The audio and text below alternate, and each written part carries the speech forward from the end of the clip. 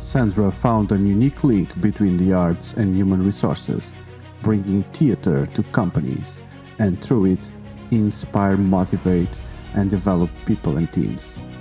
If you like people management and theater, I promise you, you have never heard anything like this. Meet Sandra Pinheiro, playwright and facilitator at Didaskalia. So Sandra, thank you for accepting this invitation. Nice to meet you. Nice to meet you, Ricardo. Thank you for having me. Sandra, I guess the best way for us to start would be after this introduction to hear from you in a short summary. What's happening in your life right now? Okay, so at the moment we are working in the 10th anniversary of Didaskalia. And we are starting to develop new approaches to the market because we have been learning. We have been learning from our experience. We have been testing things, and we know more what we want to do for the next 10 years to come. So I think this is the major project that we have in hands at the moment, having in mind the relationship with our customers, having in mind also what we believe it's working and what is having more results both for us and for our customers. So this is our major project. Didaskalia will be 10th next year. So we are working in that project at the moment. So a disclaimer for everyone listening, I'm not a client of Didaskalia, so I absolutely yet not aware of what kind of services Didaskalia can provide. And I'm very excited to explore this today in this conversation.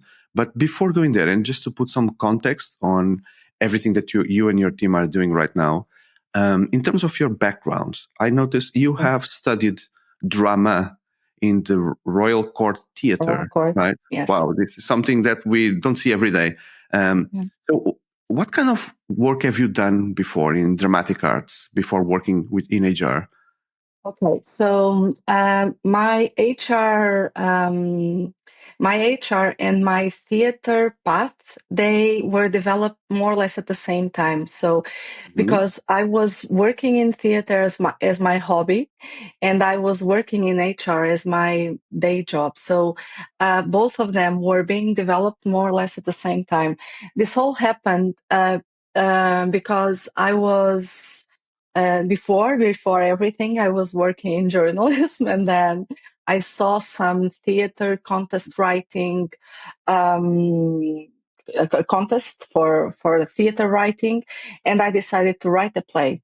And I ended up by winning the contest with the first play I wrote. So I enjoyed it so much, the writing process and the thinking and the being able to see the first person seeing the play, seeing the story, that I decided, okay, this is something that gave me a lot of pleasure and I want to continue doing that. So I started writing theater, and then I had an invitation to do some training. And after a while, I had the opportunity to make this international residency at the Royal Court. So, and at the same time, I was developing this theater path. I was working already in HR. I started by working as a marketing manager for an HR training company, and then I started developing as well and being a participant in the projects with the clients. So what happened then was that the more I was working with theater companies, the more because I started by writing only. But then when my plays began to be staged, I was invited and I was taking part of the creative team. And I was watching and observing the exercises, the methodologies that the actors and the directors were using to create the theater play. Okay. And I thought that was really, really interesting for human resources and for the projects I was developing. You saw overlapping on what happens on theater dynamics in training actors with what happens in companies. Yeah, more or less. I saw that the methodologies that theater teams were using would be very useful for Okay. the developing of real teams in companies, in corporations. So I started to import some exercises, some dynamics into some training projects that we were making, Mm-hmm. and just try things and see what was going to happen. And what happened was that when we were using some theater techniques, some theater or some games in like, I don't know, like a team building or something like that, um, people were more keen to continue to use it, and people were more motivated to listen to the subjects, and the connections they were making with the message was a lot easier. And also it was, I think, the retention of the concepts was bigger because they were having fun. So this was what made me Mm-hmm. think, okay, people need to have fun, so that it's not having fun. We need to, it's the principle of storytelling.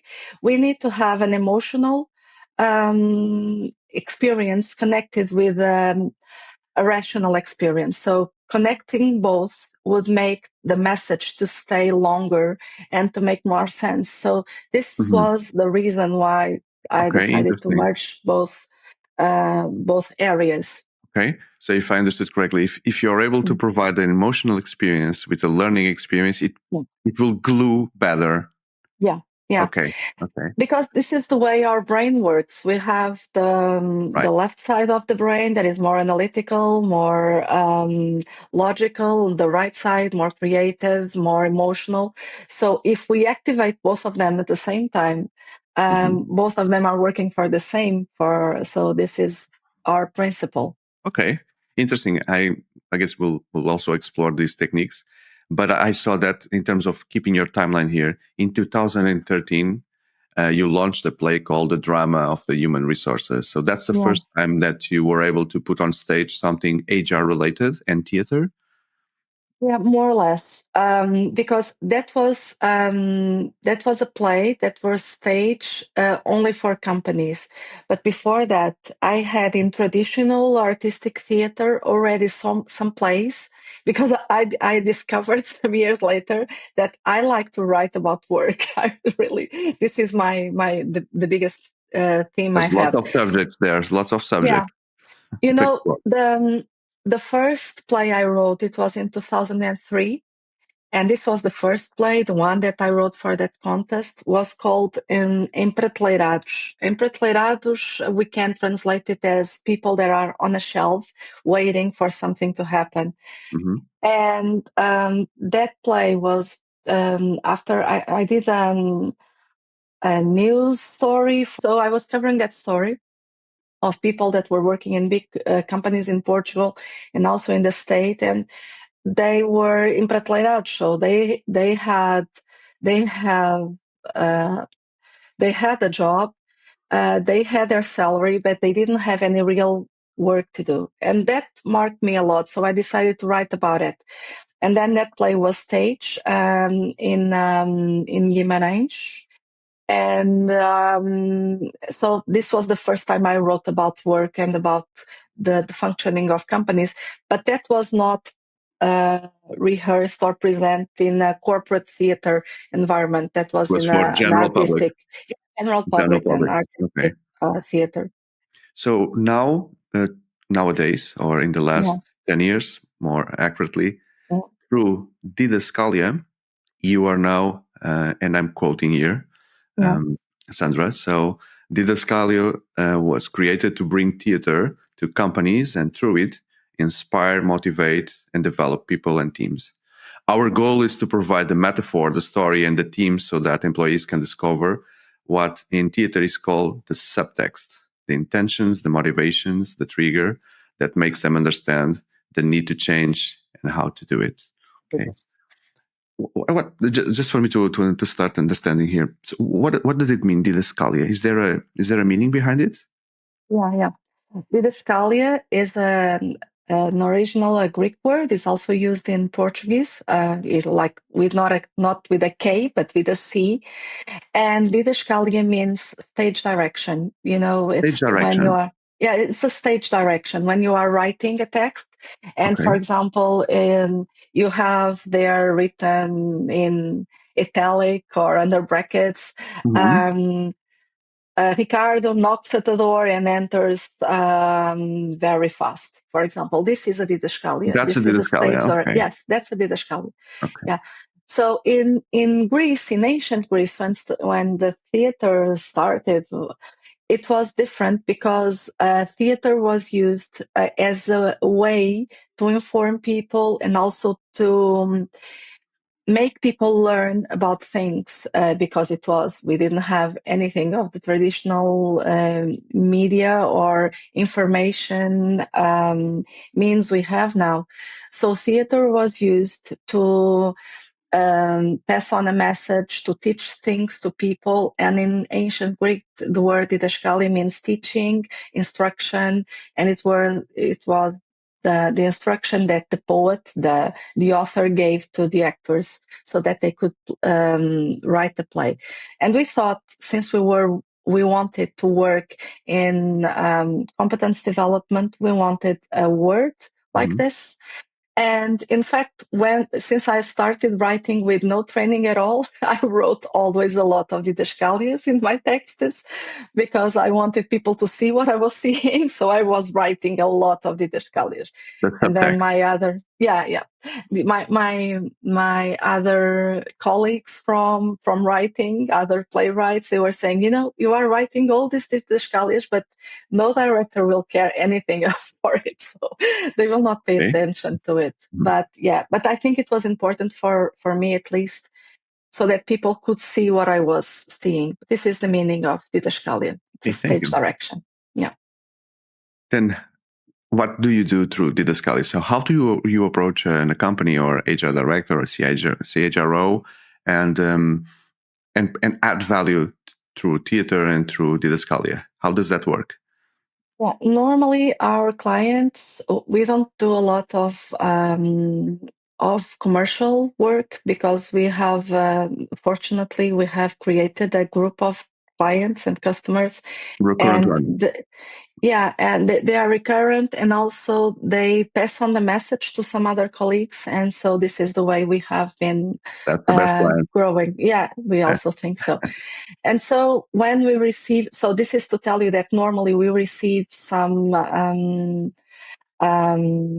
contact from our customers with some needs that they have. And after that, we will explore the needs and see what they want to do with the team. And we have here normally there are some bases that is common in all our customers' needs. It's all, in fact, most of it is related with communication.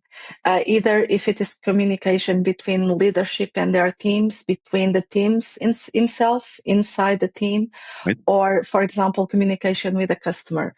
So after we have this need, we are going to explore with the customer what is it that they expected to happen, what is the outcome, and also how can we work with that team? Do we have the time to make it in some theater workshops, for example, or do they want it to be more like a one-shot in a team building? It depends on the circumstances that the customer have. But normally, our starting point is always the need that the company is identified, and we do like a normal HR typical diagnosis to know what is the need, what is the outcome that they would like to have it. And after that, we are going to see, okay, what is the best way to approach it. And normally we suggest what we think is the best, even though sometimes we know it's not what the customer is expecting. And then we just adjust to what the customer needs. When you say the best play for the client, so can you help us giving us an example of some kind of intervention that you've done in an anonymous client? please explain the way you see fit. But for us to understand what was the problem and what kind of intervention you've made and the outcome from there.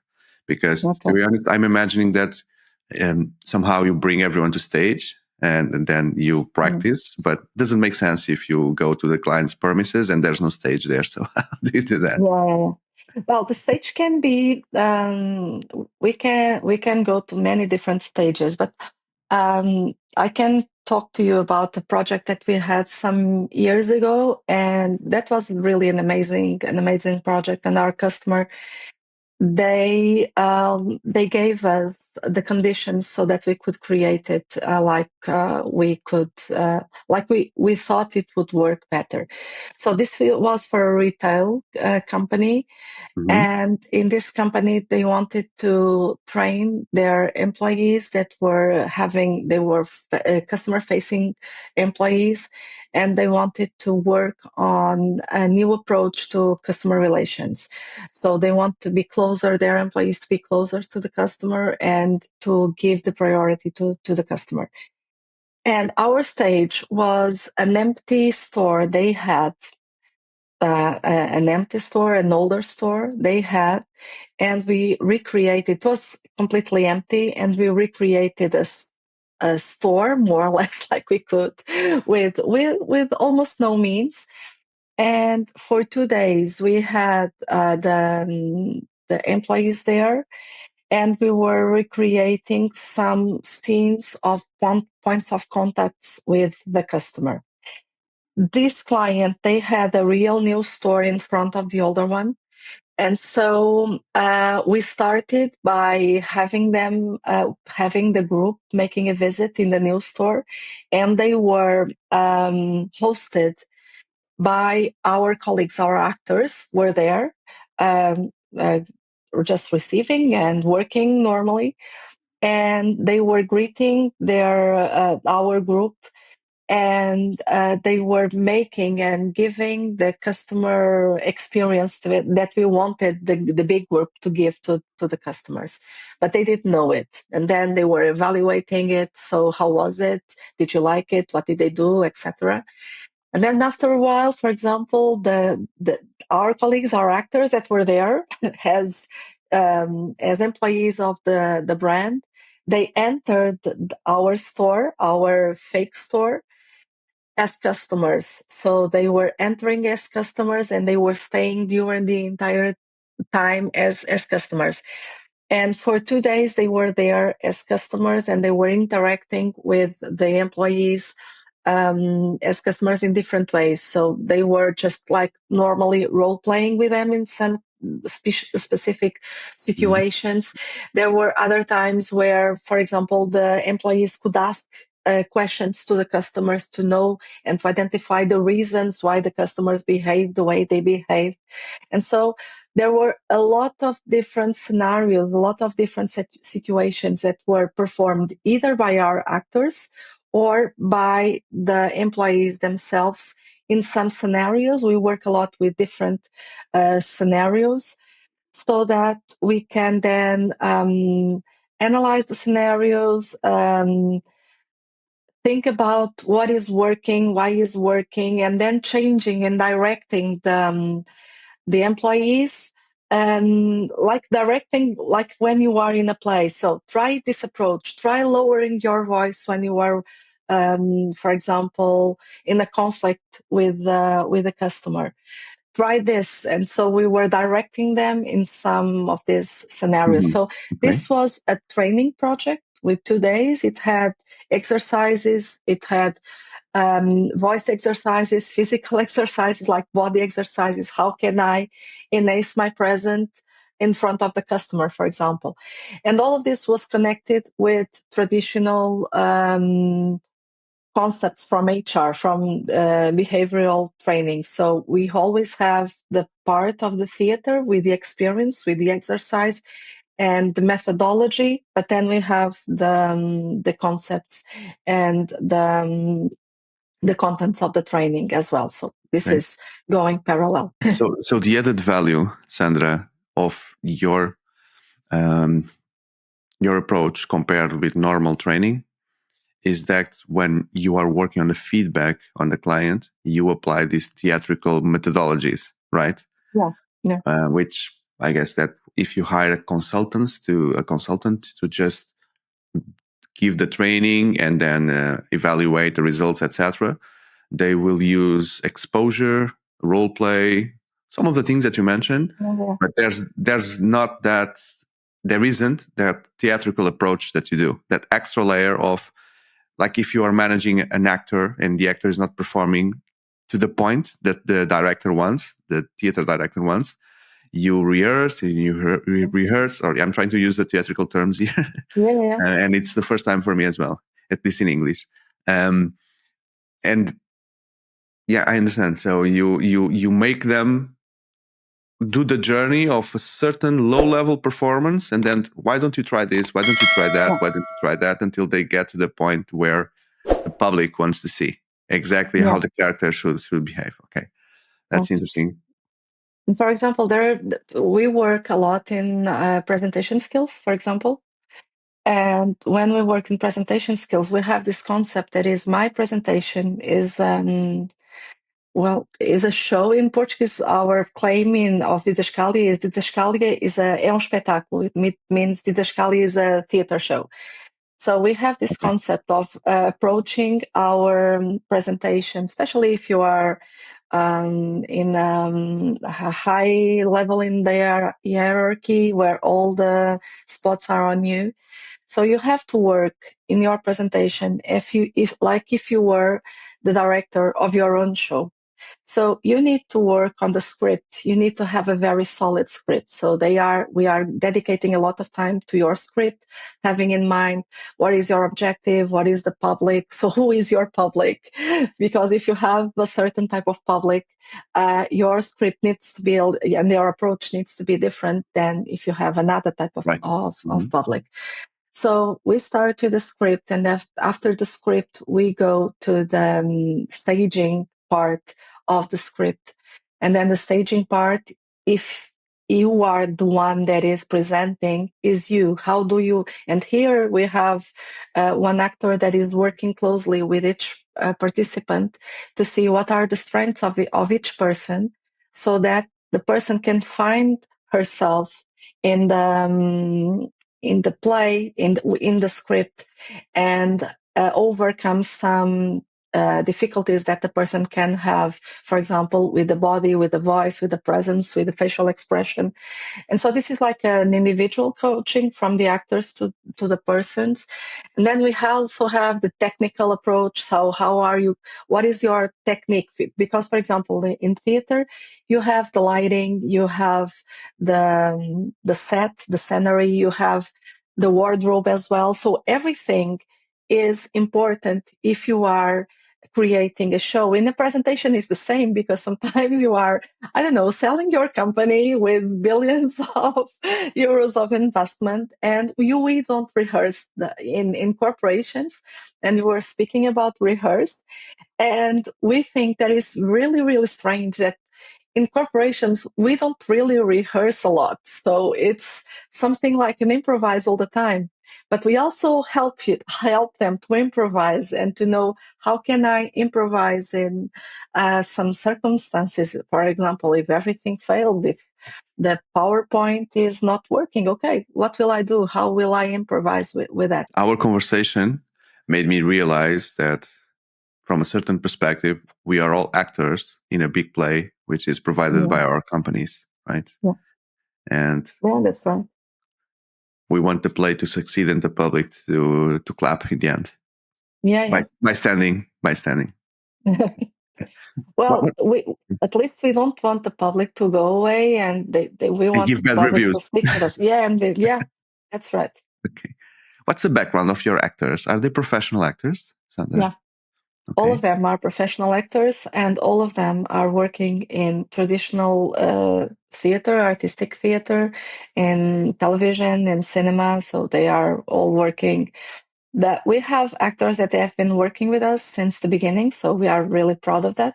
But they are not residence actors of Didaskalia. They combine it with traditional work, because it's really important that it's important for them, and also it's important for us that they continue to work in both areas. How can theatrical techniques like improvisation or role play enhance soft skills training in HR, such as communication or conflict resolution?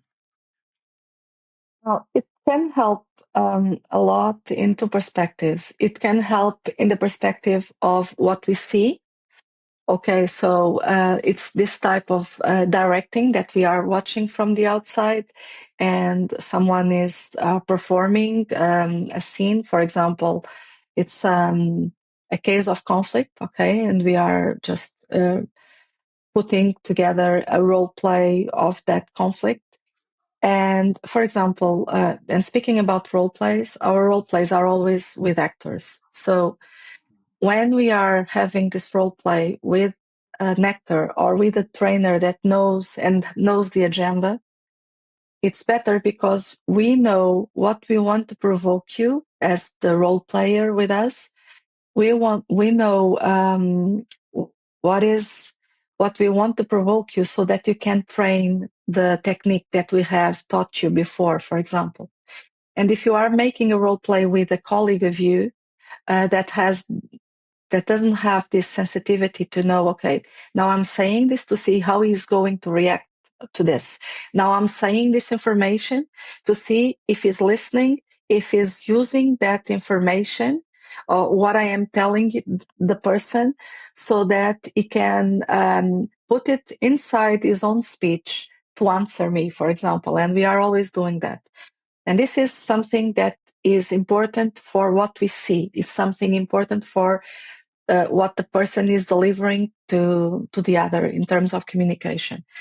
So this is one of the ways I think theater approach is good, is for the result. But it's also important for the interior of the person, to make the person think about the motivations, the subtext of the other. Okay, what is the context of the other? What is the intention of the other person? Because I always, for us in communication, we start creating a context for ourselves, and sometimes we give a motivation to the other that is not the real one. And we need to have the conscience that, okay, I think his intention is this one, but I'm not sure. I need to ask, I need to verify, so that there is not a misunderstanding connected to that. Mm-hmm. So it's also important for us to help people clarify the communication and with the other, what is working, what is not working, and how is the other reacting to what I am saying, to pay attention to what we are saying, the way it is affecting the other, to train as well the listening and the observation, the listening with the eyes, as we used to call it, and so that there are less misunderstandings in communication, because we think we have a lot of misunderstandings in communication, and this is the reason why there are so many conflicts. And still speaking on communication, and we've been focusing a little bit on conflicts, handling clients or handling peers or difficult people in general, but how would dramatic narrative could be used to communicate or drive organizational change or organizational vision during times of transition? Is there a way to use any of the techniques that you provide to help through that? Yeah, we do different things in terms of change, but most our clients, sometimes they ask us to create a theater play.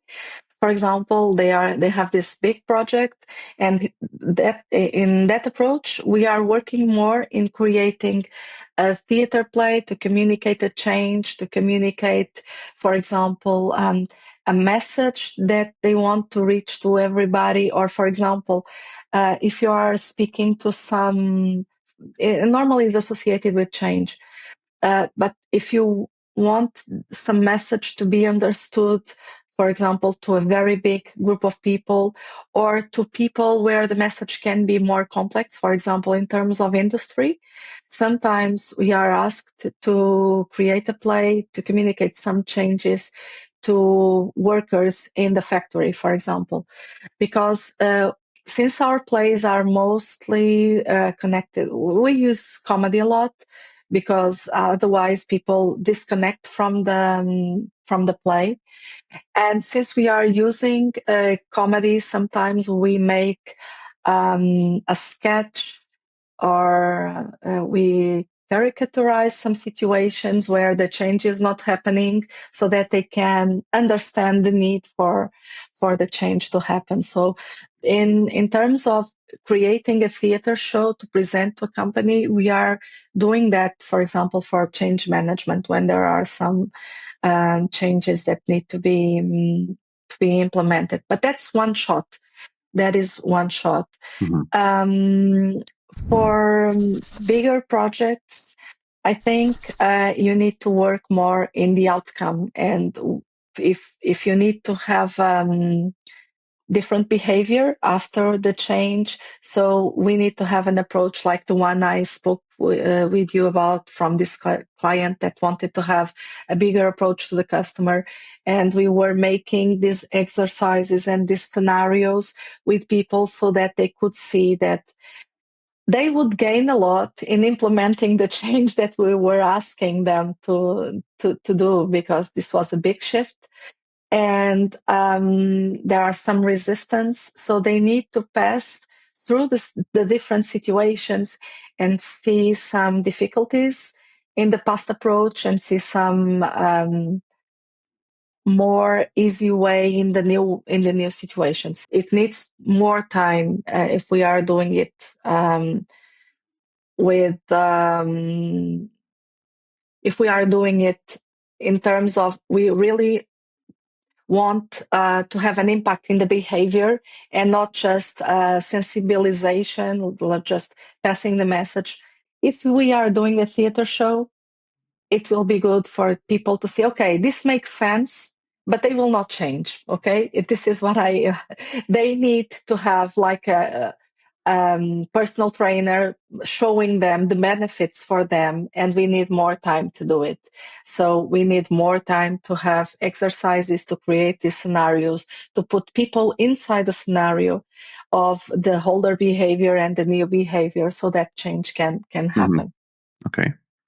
From your experience, are leaders in the market that you work, are they ready to speak to large audiences? Not really. Not I really. know. Yeah, not Thank really. God for you, right? Not really. Yeah, because Why is that, Sandra? what I see, in fact, is not enough preparation. What I think people tend not to value as much the moment of speaking to the audience, and I think they tend to rely on their position inside the company. And okay, because I am in this position, because I am a CEO, because I am a CFO, people will listen to me no matter my No matter what I style, say. no matter what I say. And that is Wow, not that's true, in dangerous. fact. That's I dangerous. think, but this is my experience, and also this is my opinion. It's not only by experience. It's also because I am watching so many presentations also in conferences and things like that, and I start to think these people are not really connecting with the audience, and they need to make a connection, and they need people to come out of the cell phones and listen to them, because it's very frustrating when you are seeing someone speaking and everybody in their cell phones, nobody is listening. Or, for example, one other thing that I see nowadays, and especially after the pandemic, is that we have some top leaders, communicating and making these presentations online to the entire firm.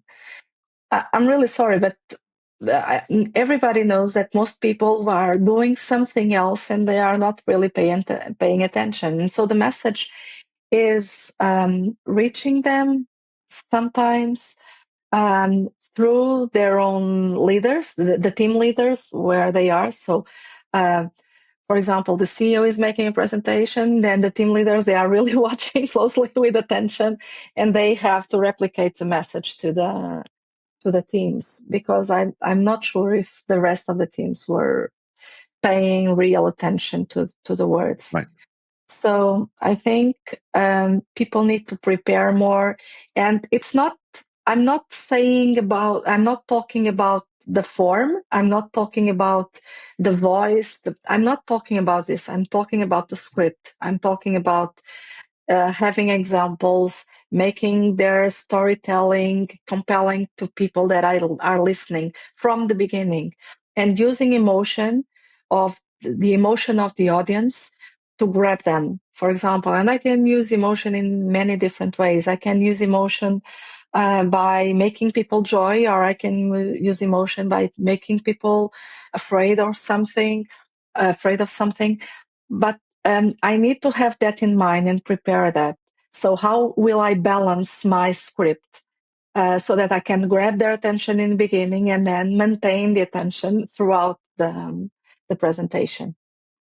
Imagine that I'm a very confident CEO or CHRO, and I need to do a speech, the Christmas speech, in a big stadium that I've rented for the company event, the Christmas company event. Somehow I've hired your services. How would you assess and diagnose that this CEO is not ready to do that speech? Because I'm feeling very confident. Yeah, normally HR, they advise me of that. They know. So, They've yeah, heard they him. know. They've heard, and they are the ones that hire me, and they tell us, okay, the person, and it can be really confident, so it will be hard for you. So they brief us very well. Normally, this is what Okay. happens. And then we start working in small steps with them. We reinforce their trust. It's very important to reinforce their trust. But then we are speaking and we are making minor changes at the time that we are working with them. Normally we record. We make a lot of presentations with the person. So, for example, if I was working and you are the CEO and I was working with you, I was going to ask you to make a series of presentations. And this series of presentations, we were going to make some difficulties so that your signs of nervousness, if you are always adjusting your glasses or things like this, or moving your hands in a strange way, so that those signs would appear. And then we were going to, okay, so you have this sign, or for example, something that happens a lot, and this I learned how to say it in feedback, but it was not easy, is when people have these little handicaps, for example, with language, because the verb is not well conjugated, or the person is saying a word that is not correct in Portuguese, for example, or in English. It's not so easy for me because it's not my first language. But in Portuguese, sometimes the person is saying the words in an improper way, and that can put his credibility in danger. So we are just seeing the small things, and we are just saying, okay, so you said this word, it's very common. So, and then we go to the solution. So I point out, this is happening. So what you can do is this one. So the person is not thinking, okay, I'm doing this wrong for years. People are watching. We don't want them to think about it. We just want them to practice the solution and the way to solve it. And in fact, there are some people where it works. There are some other people where it's not working, and they will continue having this huge ego.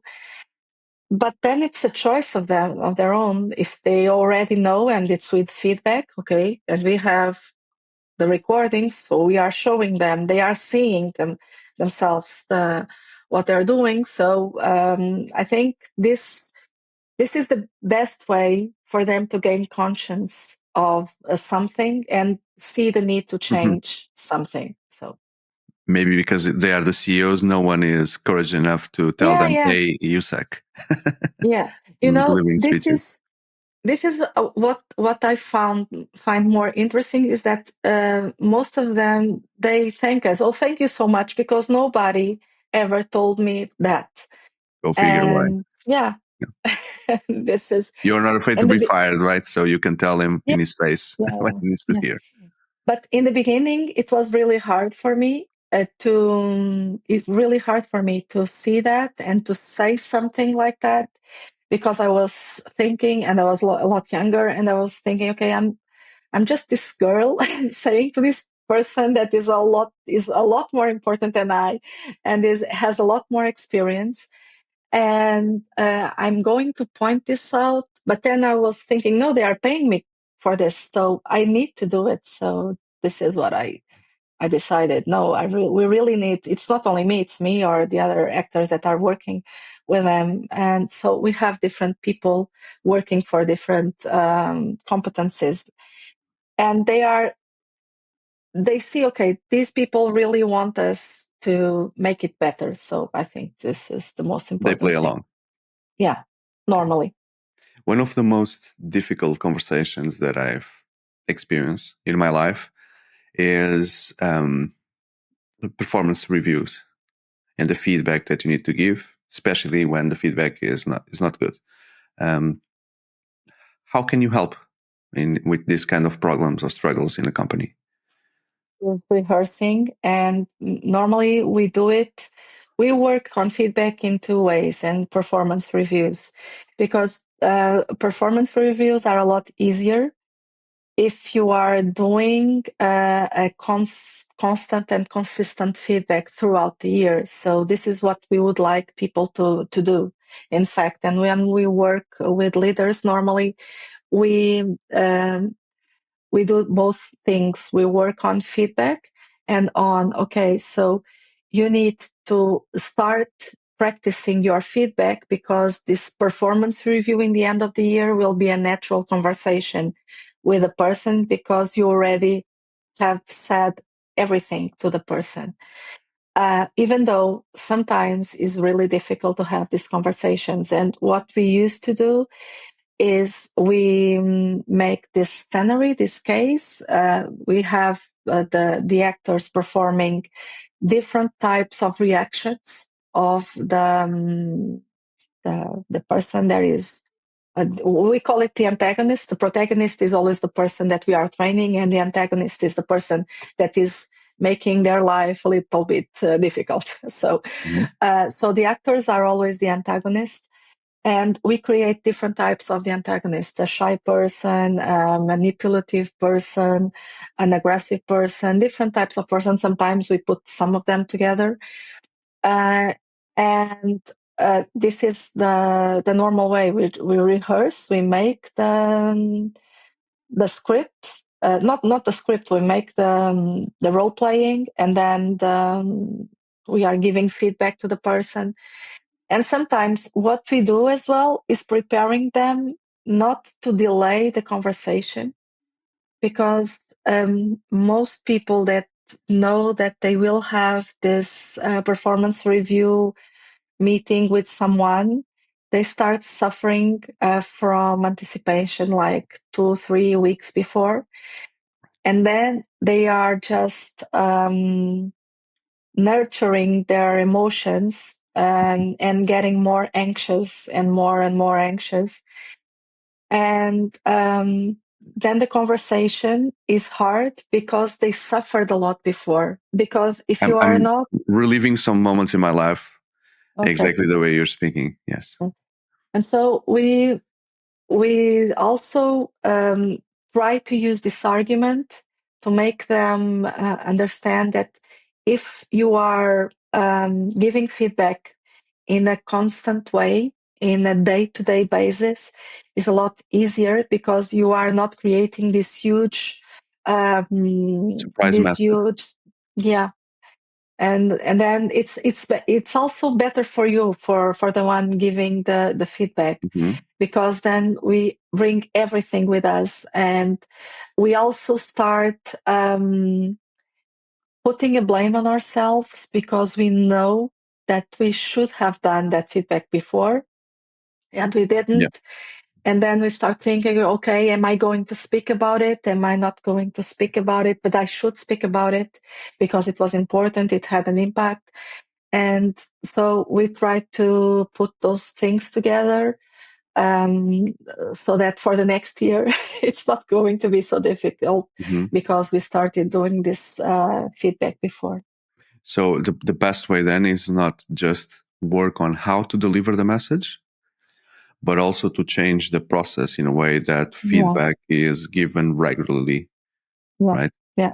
Even the process of a performance review, if you are not doing the feedback before, you can also work on the process and knowing yourself to know how can I do it in the way that is causing the less suffering for me and for the antagonist, for the other person. What is the best way to approach it?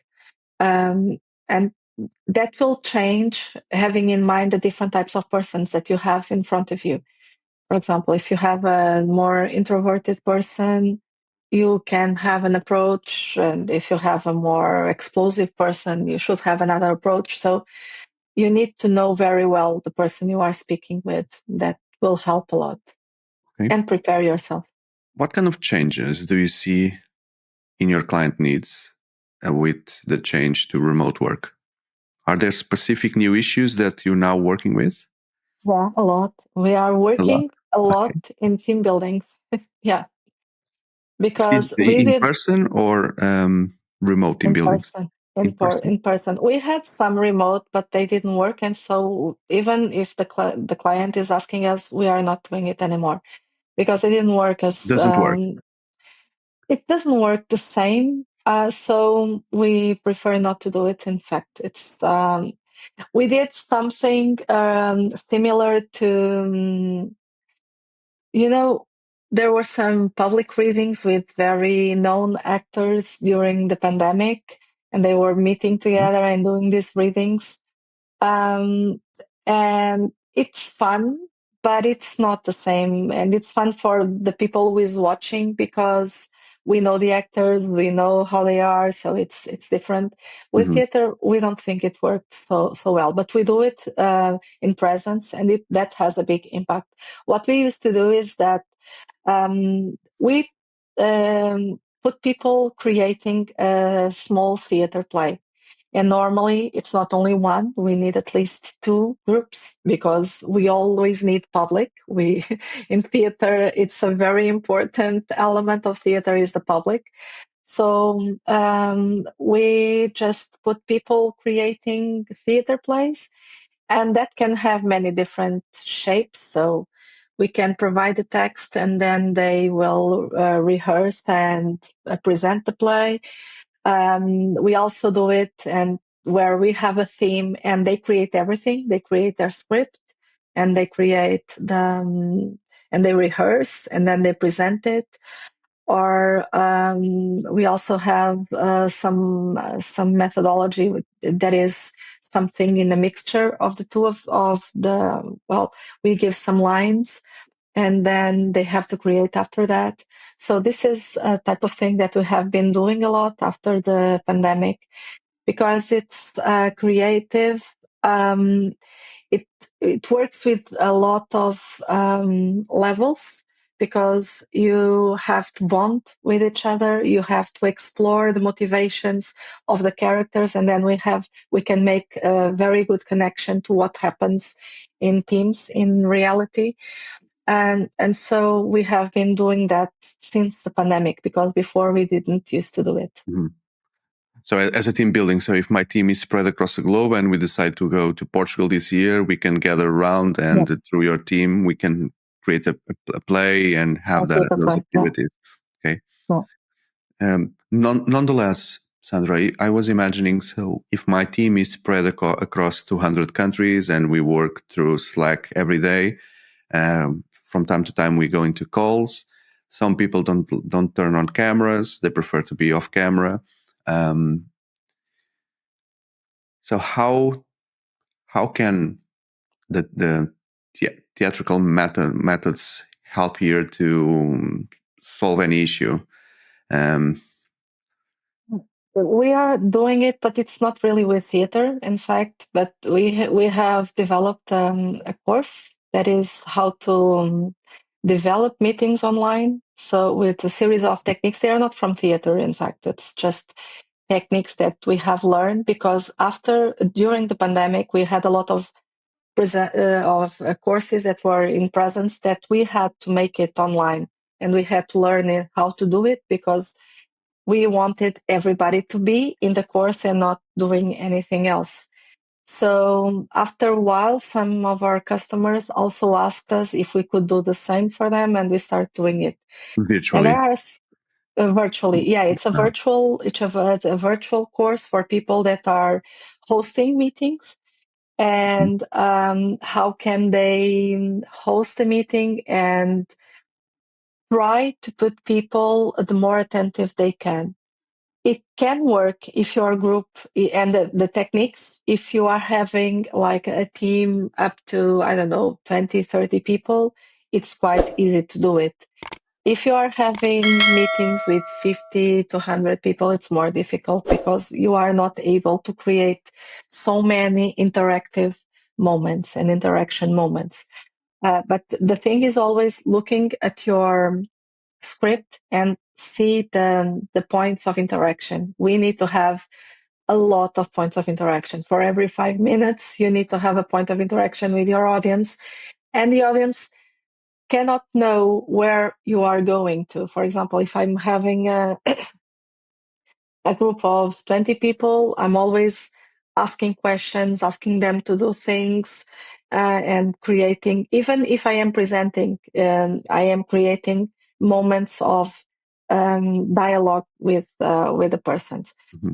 And also then storytelling can help a lot as well, training people in storytelling, because we have seen, and I have also studied storytelling a lot, and when you are telling a story, normally people stop to listen to the story, and it's interesting when that is working as well. So the key is like having several types and moments of interaction, because you cannot always have the same type of interaction. You cannot start making stories all the time. So you need to have questions, and then you can have a moment of reflection of the group and make like breakout session, or you need to create challenges for them to solve, make a quiz, do this type of things where they always need to be paying attention and doing something for the meeting they are in. That can help. I guess we have a big hook here that would get the attention of everyone out there, which are working remotely, which is how to make sure that people are listening and not multitasking or doing something else, doing laundry while on a company meeting through Zoom. And the secret is interactive points. Create those interactive points. Yeah. Because they will never know. For example, we are here with 5 other people, and we are speaking with each other, but the other people that are listening, and if they start thinking, okay, they are just speaking with each other, they will not come to me, they will start going somewhere. When they say my name, I will connect.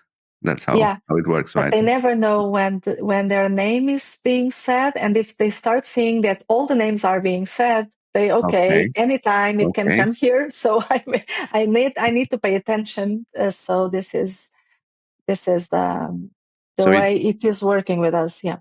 In small groups, is poking people during the call. Yeah, it's not that. It's like making them see. For example, if you start doing it in the beginning, let's imagine that we are in a meeting, or 1 hour meeting. Okay, in the first minutes, we need to make them do something. For example, answer quiz or vote in something. And to vote and to answer, they need to pay attention to what is being said before. So if they start seeing that this is the way the meeting is going, I need to pay more attention. And then after a while, for example, it has been 40 minutes and this is finishing. Let me stay here for more 20 minutes, and it can work. But interaction is the key, because if they see that you are not interacting, and for example, if everybody has the camera turned off, it's the same. So, and also another tip that I used to give is, we can say people's names a lot of time. For example, I'm saying it all the time, and I'm just quoting people. Like Ricardo said a while ago, like Katerina said some time ago, like John said something. Oh, John, do you have that? And I'm always saying people names, so that And they then don't John know it. just stops whatever he's Yeah, doing and is like, he turns the but camera and says, yeah, yeah. yeah, and this is a way to do it. Mm-hmm. Okay. How has HR changed since you start your career, and where do you think it's heading in the next decade? Well, it changed a lot, I think, and it changed for better. So I'm For really better. happy. Oh, okay. Yes, We I don't think hear that so. every day. Because I'm always, since I'm a consultant, I'm always in the, I'm seeing from the outside, but I think it changed for better, What do you mean because for better? I started working in HR in 2004, and I think that from then up until now, I think the professional of HR is more considerate in the companies. And I think the importance of the HR changed from a more administrative point of view to a more strategic point of view. I think they are more credible and more seen as more important, that add more value to the companies. I believe the HR being more considerate by their peers. And also, if we are thinking about the board of directors from the other directors' perspective, I believe so. But I'm an optimist, so I always tend to see the bright side of life. So, and I see that. I know that it's companies, and I'm not talking about only about HR teams, but I am talking about HR as a whole. I think companies are more informal, more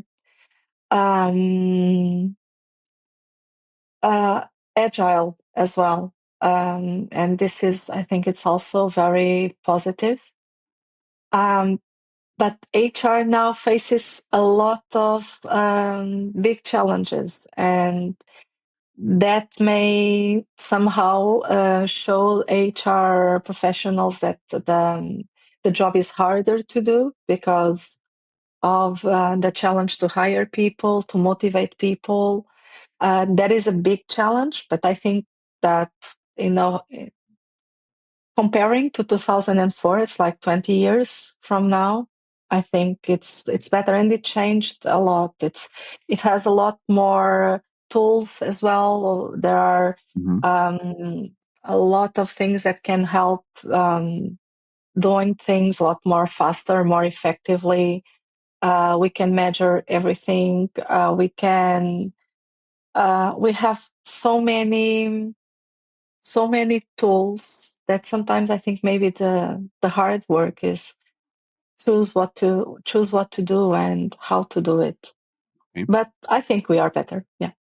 What strategies do you recommend for keeping employees engaged, especially in remote or hybrid environments nowadays?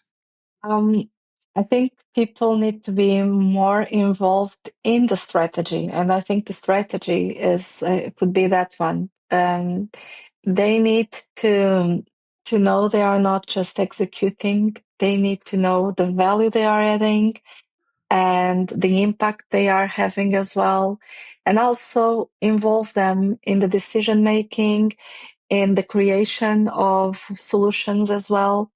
I think it's important for them to have ownership of the job, and this is a strategy that I would recommend.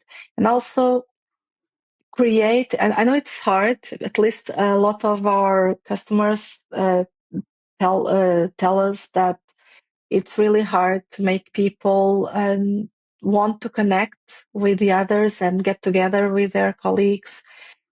But having these points of contact with where people, it can be remotely as well, but people need to be with each other in a non-professional way. They need to know the person that is behind the professional. Because when we were working in presence all the time, we were sometimes having lunch together, having a coffee, having a 5-minute chat between tasks. And in a remote environment, we don't have it as often. So we don't really know our colleagues, what they do, what are their preferences, what is the music they listen to, for example. And I think we need to have more of those interactive get-together bonding moments as well. So if I would bet on 2 strategies, I would go on those 2 strategies. One that is implicate people in the projects, make them take ownership on the projects by contributing to the solutions, to the ideas, to what can be done as well, and also by, on the other side, in a more relational way, try to know the people that is behind the professional, the other sides of the persons. I've been working remotely for I don't know exactly how long, more than 5 years, with people from all over the world. And one of the things that I've implemented is, I called it the HR lunch. HR lunch. But basically, it's just a call that you have periodically with anyone in the company, to reach out and to speak with the person in an informal way, just to understand what the person does, things that are going well, not so well, because maybe they have something to share about the relationship with managers, with team members, etc., and they have no one to share, but with an HR person, they may be willing to do that. But what I wanted to focus is the fact that I call that HR lunch, but it happens at any day, at any time, globally, with people from everywhere in the world. So it could be any time in their time zone. But I always explain to them, I call that HR lunch because in Portugal, there is a tradition of, hey, let's go outside and have some lunch, and have those informal conversations during lunch to get to know the person. So I use that mindset also for the HR conversation, calling it HR lunch. Yeah, I think it's very interesting because we open we open up more when we are having this type of interaction, like how an informal one. And it's important to speak about what is going on, what is working, what is not working, and also what is working in our lives, because sometimes we just have a personal problem that is affecting the way we are working it. So I think it's important to do that. You bring to the HR lunch whatever is happening in your life at the moment. Yeah, that's really interesting. Congratulations. How is it working well? I presume because you are doing it a lot. Yes, yeah, it is. Yeah. It is. What are the top 3 skills that every HR professional should develop right now, Sandra, in your opinion? The top 3 skills: communication. Well, I think this is the. You sound like the kind of person that will say communication. Yeah, it would. Communication came out, and then I was thinking, what are the other ones? And I thought empathy, but empathy is also part of communication. So So it's, but I will go to different ways. I think in communication, I will put a lot of everything that is related to the relationship with the other. And so communication can be in a very broad spectrum. We can interpret it in a big way. Mm-hmm. But I would say communication. And I think one skill that is important is strategic thinking as well. I think HR need to think strategically and be able to conjugate the human side with the strategy and also be strategic in the development of people and the policies of HR. So thinking ahead of time and anticipating what is anticipating the future, because the future will have a big impact in people. So we need to prepare for that. And since now we are facing a big revolution with AI, so I think strategic thinking would be another competence that is important. And the other one, I would say creativity, because we need to be creative in the approach we are making, because especially for younger generations, the traditional approaches will not work, and we need to know. And creativity can be very logical and very impactful. Creativity can help us bring new solutions and improve what we are making, and consider things that we would not consider in a new way. It forces us, but it forces us to be bold as well. We need to have the courage to not to be afraid to try things and to try and fail and correct everything. So I'm not sure if I'm saying creativity or courage, in fact. So yeah, but I would say communication, strategic thinking, and the courage to be creative. So let me put it this way. So I'm on learning mode today here, learning with you, Sandra, right? So strategic thinking is, thinking strategically is thinking ahead of time. Yeah, this is what I was, the interpretation I'm making. Yeah. It's like thinking ahead of time, anticipating scenarios, and try to find out solution approaches, having in mind the information we have. Where can we go from here? What is the best way to approach something? How can we, with the context where we are, with the market, the company, the society, what is the breach that we can try to explore, for example? But because this strategic thinking has to, for HR, needs to have in mind people. So it's a different strategic thinking of, for example, operations or sales or marketing, because it needs to make a bridge between their strategy and also the circumstances where people are. This is in my point of view, and anticipating things. And that's the point of view we want today. Your point of view. Okay.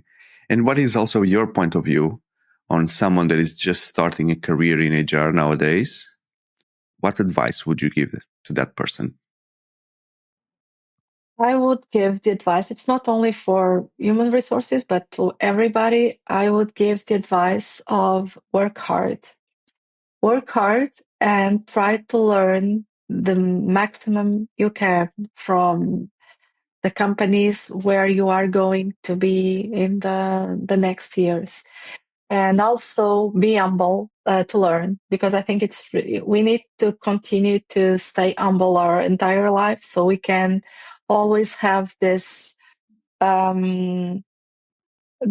opportunity to learn from others. Because if I'm not humble, I will not learn the same way. So I think this is something that I would recommend, and it's not only for HR, it's for everybody, is be humble, learn a lot, work a lot, because in a few years, what will happen, and I'm saying that to my older daughter, she's 11, and I'm already saying that to her, is that in a few years, with the technology advancing the way it is advancing, people that will be important for jobs, for tasks, are the ones that are able to continue to learn how to make, and to be strategic as well, how to make it in not automated world, and to find their way in this world, and to find their place in this world. So if I'm having a lot of tasks being performed by AI and by apps and robots and whatever, what is my place? And human resources, people that are working in human resources, they have something that people that don't have, that are working in sales or in operations or in, I don't know, production or finance, they don't have, which is the connection with the humans. So we have this human side. We will always be needed in companies, but we need to know what is the place that we are going to occupy. And if we are humble, we can be in several places and learn from the places at the time that we are learning and we are growing up. And if we work hard, we can have a job, whatever, because we need people that have the strength to work hard and to make things happen. And by saying working hard, it's not working much. It's working hard and deliver results. One of the problems with remote work, especially for young people, is that, well, at least in my time, internships, my internship, they were in a company, right? So I was doing there something, but I was able to watch, to hear, to see how other people behave, hear the water cooler conversations, see the power struggles, see how people behaved. But nowadays, if I imagine going back to the internship times, I would lose all that, and I would be isolated at home, working based on deliver this, deliver that, and may get or not get any feedback on that. So this is not exactly a question for you, Sandra, but just for me to putting this out there, which is, for new people, remote work is a barrier that may constrict their learning the way maybe you and I had the chance to had when we were young. Okay, unless you have an idea how companies could overcome that, to provide internships remotely, but at the same time providing that and rich informal experience as well. I don't have an answer. I don't have an answer either. I would say from the trainees' point of view, they should ask a lot of questions and be curious. It's something that for them it can help them being more, being always asking questions and explaining why they are asking the questions, because they are interested, they want to know, and make people having time for them, because most managers and they don't have time for interns. For the companies, I also don't know how to make it. When I was an intern, I had very good mentors that helped me, and they were taking me everywhere. I was making an internship in Vancouver Film School, and my boss, the person that took me there, she was the president of the school, and it was amazing because she was taking me everywhere. I was going to her with meetings to several places, both things related with the school, things related with teachers, with students. She was belonging to an association where that the school was also a part of, and she was taking me to the meetings where all the CEOs and directors were there, and I thought that was really, really an amazing opportunity I had. So, and like you said, now these interns, they don't get to have any thing of that. So I don't know, maybe companies can develop some strategies to make them be in some places and involve them, because in fact they are investing in their future possible co-workers. Leader. So they need them, leaders, they need them to be prepared. Mm-hmm. Yeah. The term that I use is you need to be a sponge, absorb everything. Yeah, that's right. Like when you throw a sponge somewhere, and if it's liquid, right, it just absorbs. Yeah. The sponge doesn't decide, I want to absorb this liquid and not that liquid. It just absorbs. Yeah, sponge, everything. Right? So that's the comparison that I use. Where do you see yourself in 10 years, Sandra? In 10 years, I see myself in Didaskalia, not doing as much operational work, because I really like being in companies and in projects, but I would like to spend more time developing concepts, because I really like developing new things. So I can see myself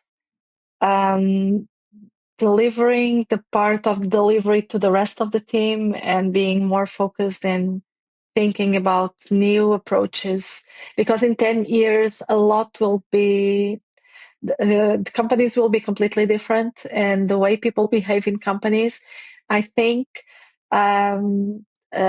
remote work will be almost totally, or something just very, very common, even here in Portugal, where our customers are still in more traditional work.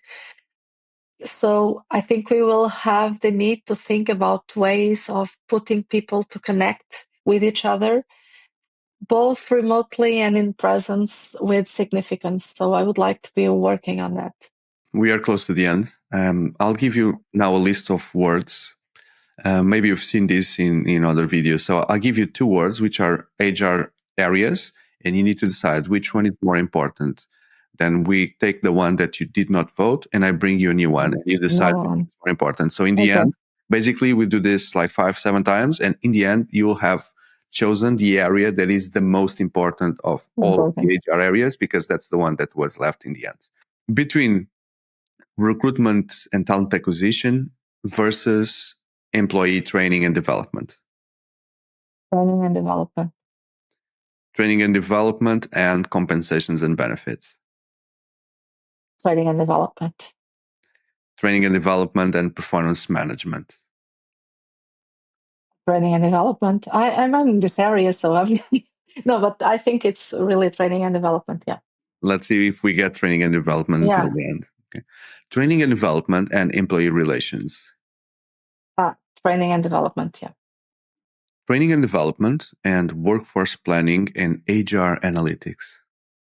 Training and development. Training and development and diversity, equity, and inclusion.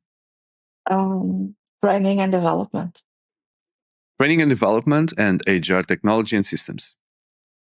Training and development. Training and development and change management, organizational development. I would say training and development, because through it you can also work on change management. So yeah, training and development. Last one.